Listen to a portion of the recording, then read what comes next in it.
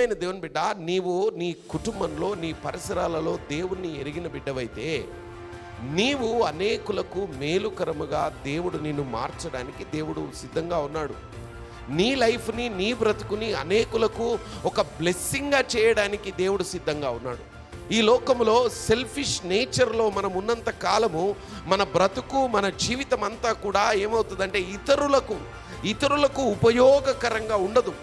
ఎందుకంటే సెల్ఫ్ అన్నమాట. అంటే నాది, నా స్వార్థము, నేను బ్రతకాలి, నా కుటుంబం ఉండాలి, నేనే మంచిగా ఉండాలి అనే ఈ స్వార్థపూరితమైన బ్రతుకు మా ఒక క్రైస్తవునికి ఉన్నంత కాలము, దేవుణ్ణి ఎరిగిన వాళ్ళకు ఉన్నంత కాలము నీ ద్వారా ఇతరులు బాగుపడరు.